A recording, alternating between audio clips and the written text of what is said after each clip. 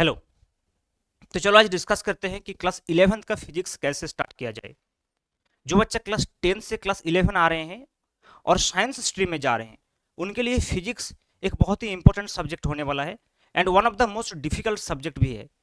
क्योंकि आजकल सीबीएसई का जो पैटर्न है, जो ट्रेंड है क्वेश्चन का, इतना इजीली बोर्ड एग्जाम नहीं होगा।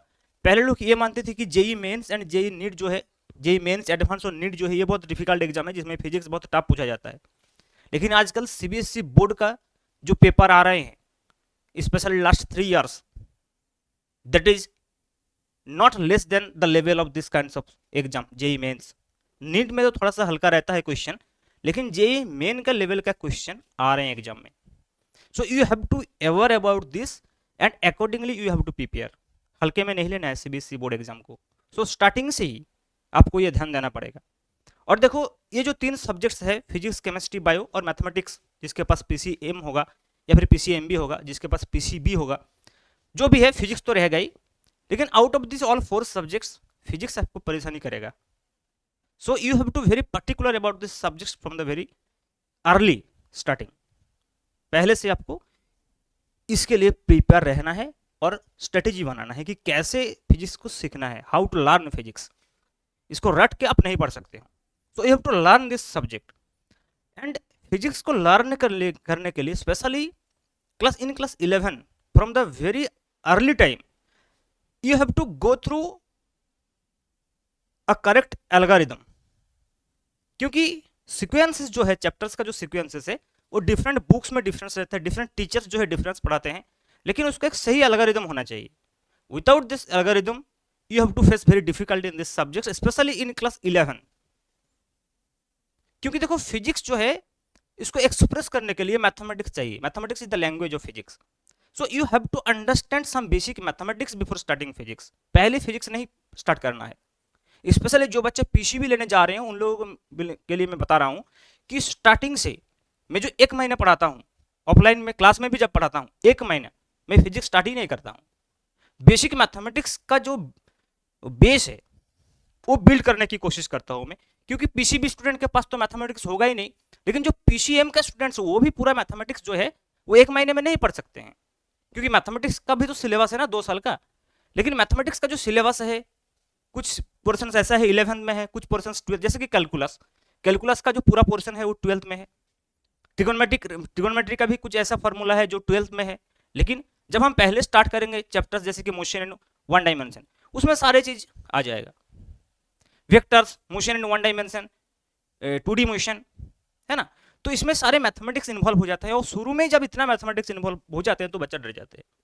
तो इसलिए स्टार्टिंग में कुछ मैथमेटिकल टूल्स जो है फिजिक्स के लिए जो यूज होते हैं, वो पढ़ना बहुत जरूरी है। तो मैं बताऊंगा, पहले मैं सिलेबस को थोड़ा डिस्कस करता हूं कि क्लास 11 में क्या क्या सिलेबस पढ़ना चाहिए, मतलब according to CBSE board exam syllabus क्या है। देखो, सीबीएसई का जो सिलेबस है वो बहुत कम है। बहुत सारे कुछ चीज जो है वो डिलीट कर दिया गया with respect to JEE mains and NEET. JEE mains का सिलेबस देखोगे, नीट का सिलेबस देखोगे, वो बहुत बहुत लंबा सिलेबस है comparison to CBSE board exam syllabus. लेकिन प्रॉब्लम ये है, सीबीएसई क्वेश्चन एप्लीकेशन बेस्ड पूछ रहे हैं, कॉम्प्रीहेंशन बेस्ड क्वेश्चन पूछ रहे हैं, कॉम्पिटेंसी बेस्ड क्वेश्चन पूछ रहे हैं। तो उसमें दिक्कत क्या है, थ्योरी जो है वो डायरेक्ट नहीं आ रहे हैं। सो बच्चे इसमें परेशानी फील कर रहे हैं। सो सिलेबस देख के लगेगा ये तो खत्म हो जाएगा बहुत जल्दी, सिलेबस बहुत जल्दी खत्म हो जाते हैं। लेकिन एप्लीकेशन पार्ट जो है वो भर भर के एप्लीकेशन देते हैं एग्जाम में, और डायरेक्ट क्वेश्चन लगभग ना के बराबर हो गया। So that is the most important problem you can say. ताकि और फिजिक्स में ये जो है ये ज्यादा किया जा सकते हैं, क्योंकि फिजिक्स का जो एप्लीकेशन है इसका तो कोई लिमिट ही नहीं है।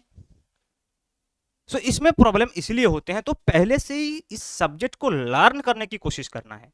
You have to learn this subjects, you have to develop your skill, है ना, स्किल डेवलप करना है इसमें। तो देखो, उससे पहले मैं सिलेबस बता देता हूं कि सिलेबस में क्या क्या है, क्या क्या पढ़ोगे, ठीक है। और जब मैं सिलेबस पढ़ाऊंगा ना, तो ऐसा नहीं कि ओनली मैं सीबीएसई बोर्ड में जो है वही पढ़ा दूंगा। इस वीडियो कोर्स में पूरा जेई एंड नीट का सिलेबस भी मैं कवर करूंगा टॉपिक वाइज। बोर्ड एग्जाम का जो सिलेबस है उसके साथ साथ उसी चैप्टर का जो सिलेबस जेई मेन और नीट में है वो भी मैं कवर करवा दूंगा, ठीक है। तो देखो, जैसे स्टार्टिंग में जो चैप्टर है फिजिकल वर्ल्ड एंड मेजरमेंट, मतलब यूनिट डायमेंशन का है, ये इन क्लास 9 में भी था ये यूनिट डायमेंशन। उसके बाद काइनेमेटिक्स है, मतलब motion in one straight line, motion in plane, ये सब है। उसके बाद लॉज ऑफ मोशन है, वर्क मैं बहुत डिटेल में नहीं बताऊंगा क्योंकि चैप्टर वाइज जब हम पढ़ेंगे तब मैं बताऊंगा। अभी थोड़ा सा मैं ये बताने की कोशिश कर कितने यूनिट्स है, इसमें कितने मार्क्स है, कितने क्लासेस लगेगा अकॉर्डिंग टू सीबीएसई जो कोर्स स्ट्रक्चर है उसी के हिसाब से। तो देखो पहले यूनिट 1 जो है फिजिकल वर्ल्ड एंड मेजरमेंट है ना, फिर काइनेमेटिक्स, फिर लॉज ऑफ मोशन, फिर वर्क पर energy, motion of system of particles and rigid body, gravitation, properties of dark matter, thermodynamics, kinetic theory of gas, oscillations and waves. ये 9 units है and 15 chapters है, total marks 70। Okay, अब देखो इसमें कुछ कुछ चैप्टर्स ऐसा है जो नाम तुम लोग सुना है पहले, क्योंकि ये चैप्टर्स का जो नाम है फिर जो वर्ड्स है यहाँ, ये जो है क्लास 9 का सिलेबस से थोड़ा सा मैच करते हैं, और क्लास 10 में जो था वो 12 का सिलेबस के साथ मैच करते हैं, है ना। लेकिन वो बहुत ही मतलब बहुत ही कम पोर्शन था। जैसे कि अगर हम यहाँ देखते हैं कि जो ग्रेविटेशन इस बार क्लास 9 में नए सिलेबस में हटा दिया, फिर मैं बताऊँ जैसे कि ग्रेविटेशन, तो ग्रेविटेशन में उसमें थोड़ा सा ही पोर्शन था, लेकिन इसमें ग्रेविटेशन और भी हम विस्तार से पढ़ेंगे। सिमिलरली जैसे कि थर्मोडायनेमिक्स था ही नहीं, जैसे कि kinematics, motion in straight line, ये थोड़ा बहुत था, है ना। Laws of motion, Newton's law वगैरह ये थोड़ा बहुत था, लेकिन ये सब हम विस्तार से पढ़ेंगे, इसमें एक एक चैप्टर्स हो जाएगा, ठीक है। तो ये टोटल सिलेबस है, समझ गए। अब देखो ये सिलेबस पढ़ने के लिए हम ऐसे नहीं है कि इसमें यूनिट 1 दिया है तो ये स्टार्ट कर देंगे, फिर यूनिट 2 पढ़ेंगे, फिर यूनिट 3 4 5, ऐसे दिक्कत हो जाएगा। देखो यूनिट एंड मेजरमेंट एक ऐसा चैप्टर है जो आप नहीं भी पढ़ोगे तब भी चलेगा, क्योंकि 9th में जो यूनिट डायमेंशन पढ़ लिया वो जो कॉन्सेप्ट है वो कॉन्सेप्ट यहाँ जो मतलब यूनिट डायमेंशन का जो भी कॉन्सेप्ट लगेगा वो उसमें काम हो जाएगा। अदरवाइज जो एक्स्ट्रा टॉपिक्स है वो हम अभी नहीं पढ़ सकते हैं। जैसे कि फॉर एग्जांपल एरर एनालिसिस है ना। तो एरर एनालिसिस में क्या होता है, कैलकुलस का यूज होते हैं, लॉगरिथम के यूज होते हैं, तो उसमें बेसिक मैथमेटिक्स चाहिए होगा। तो इसलिए यूनिट एंड डायमेंशन जो है वो पहले हम अगर स्टार्ट कर देंगे तो वो एरर कैलकुलेशन का जो पार्ट है वो हम नहीं पढ़ पाएंगे। दो error calculation is not in the CBSE board exam syllabus but it is in our JEE mains and NEET syllabus, है ना। तो एरर कैलकुलेशन भी करना पड़ेगा। तो इसीलिए फर्स्ट चैप्टर अगर हम स्टार्ट कर देंगे तो हम फंस जाएंगे क्योंकि कैलकुलस आ जाएगा। सेकंड चैप्टर अगर हम स्टार्ट करेंगे इसमें भी बहुत दिक्कत होगा, इसमें ग्राफ्स आ जाएगा, कैलकुलस आ जाएगा, अलजेब्रा आ जाएगा, ट्रिग्नोमेट्री आ जाएगा, सब कुछ आ जाएगा। तो इसीलिए मैं क्या करता हूँ, पहले मैं एक भी चैप्टर शुरू नहीं करता हूँ, पहले मैं बेसिक मैथमेटिक्स पढ़ाता हूँ। बेसिक मैथमेटिक्स में हम क्या क्या पढ़ेंगे, देखो मैं बता रहा हूँ बेसिक मैथमेटिक्स में हम क्या क्या पढ़ेंगे। देखो ये सिलेबस जो है बिस्तर से यहाँ गिवन है एक एक टॉपिक्स का कि यूनिट मेजरमेंट में क्या है, मोशन स्ट्रेट लाइन में क्या है, मोशन प्लेन में क्या है। देखो ये सिलेबस तो मैं कवर करवाऊंगा, इसके साथ साथ और भी कुछ पॉइंट्स है जो पॉइंट्स हमारा नीट एंड जेई का सिलेबस में है, ठीक है। तो हम बाद में कर लेंगे। तो अभी ये सिलेबस जो है डिटेल्स में देखने की कोई जरूरत नहीं, एक एक चैप्टर जब मैं बताऊंगा, जो चैप्टर मैं स्टार्ट करूंगा उसमें मैं बता दूंगा कि ये सीबीएसई का सिलेबस है, ये नीट का सिलेबस है, जेई मेन का सिलेबस है, और उस हिसाब से हम देखेंगे, ठीक है। चलो अब देखो मैं ये बता रहा हूँ कि हमारा अभी जो गोल है, what is our goal now, we have to cover this basic mathematics within 1 month. Basic mathematics, देखो पहले ये लगेगा कि बेसिक मैथमेटिक्स से सर पढ़ा रहे हैं, सर फिजिक्स पढ़ा ही नहीं रहा है, तो सिलेबस कब खत्म होगा। लेकिन ये बेसिक मैथमेटिक्स एक ऐसा टूल है, अगर हम ये बेसिक मैथमेटिक्स को एक बार पढ़ लिया करें तो आने वाले टाइम में फिजिक्स पढ़ना इतना इजी हो जाएगा कि वहां हमारा टाइम बच जाएगा। So what we have to study in basic mathematics? First we will study algebra, basic algebra, basic algebra. Okay, basic algebra में हम क्या क्या पढ़ेंगे, जैसे फॉर एग्जांपल बेसिक अलजेब्रा में हम पढ़ेंगे सीरीज, सीक्वेंस एंड सीरीज। तो उसमें सीक्वेंस में हम बेसिकली पढ़ेंगे एपी, जीपी एंड एचपी। ये भी थोड़ा बहुत कॉन्सेप्ट क्लास 10 में भी था, एपी, जीपी, एचपी। एचपी शायद नहीं था, ओनली एपी, जीपी था, लेकिन यहाँ एचपी का जो कॉन्सेप्ट है वो भी थोड़ा बहुत मैं बता दूंगा। नेक्स्ट देखो क्या पढ़ेंगे हम, लॉगरिथम। ये भी बहुत एक इंपॉर्टेंट चीज है for physics and chemistry also. This is one of the most important mathematical tools which oftenly used in physics and chemistry. And then we will discuss about quadratic equation,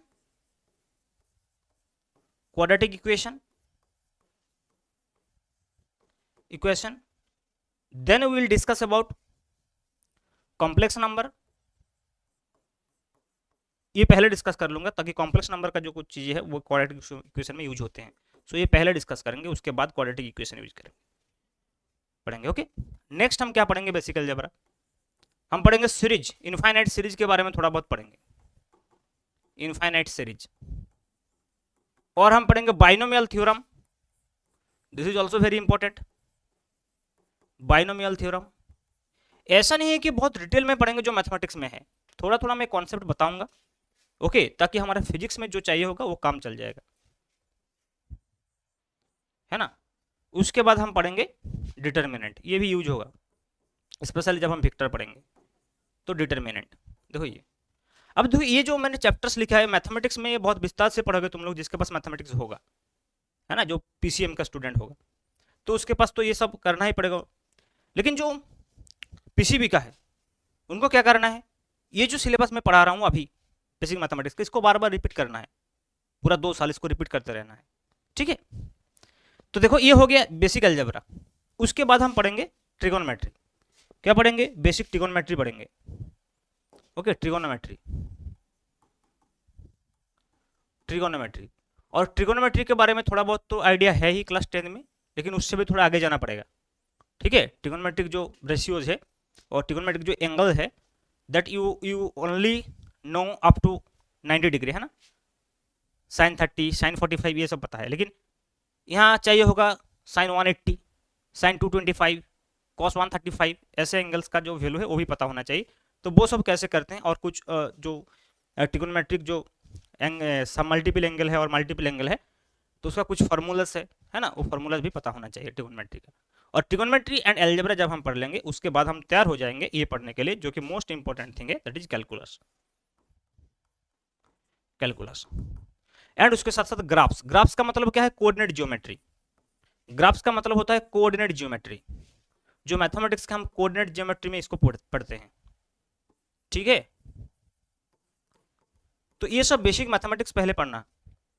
अब देखो basic mathematics के बाद हम क्या पढ़ेंगे, देखो कैसे हम एंटर करेंगे फिजिक्स में धीरे धीरे।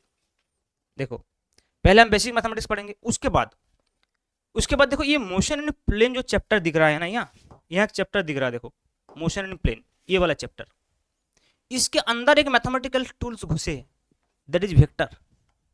ये वेक्टर को हम पढ़ेंगे अलग से, इसको भी हम एक mathematical tools as a mathematical tools treat करेंगे, और ये मैथमेटिक्स का ही टॉपिक्स है।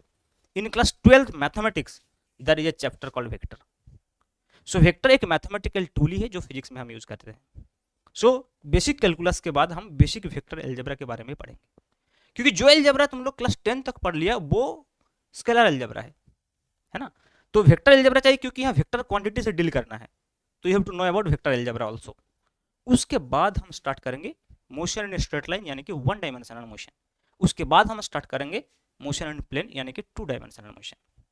यहाँ तक अगर क्लियर हो गया उसके बाद you can go through this process कि लॉज ऑफ मोशन, वर्क पर एनर्जी, और फिजिक्स बहुत ही स्मूथ हो जाएगा। अगर यूनिट 2, ये काइनेमेटिक्स, ये बहुत खतरनाक चैप्टर है फिजिक्स का for the students who are new in class 11 science. ये काइनेमेटिक्स बहुत परेशान करेगा, इसमें सारे मैथमेटिक्स इन्वॉल्व होते हैं, so we have to prepare for this. एक बार काइनेमेटिक्स क्लियर हो गया तो ये सब बहुत ही इजी हो जाएगा, क्योंकि ये लॉज ऑफ मोशन, वर्क पर एनर्जी में काइनेमेटिक्स का कॉन्सेप्ट आते हैं। और क्लास 11 का फिजिक्स या फिर जो भी 12th का फिजिक्स का एक खास बात भी आप बोल सकते हैं और इसका एक प्रॉब्लम भी बोल सकते हो कि जब हम 3rd चैप्टर में जाएंगे तब 2nd चैप्टर का पूरा कॉन्सेप्ट काम में आएगा, जब हम 4th चैप्टर में आएंगे तब 2nd एंड 3rd दोनों चैप्टर यूज होगा, और फर्स्ट चैप्टर तो हर जगह में रहेगा। फिर जब हम चैप्टर, क्योंकि फर्स्ट चैप्टर हर जगह में रहेगा, फिर भी फर्स्ट चैप्टर पहले अगर आप नहीं भी पढ़ोगे तो भी कोई दिक्कत नहीं होगा, क्योंकि 9th में जो थोड़ा बहुत यूनिट डायमेंशन का कॉन्सेप्ट है उसी में काम चल जाएगा, ओके।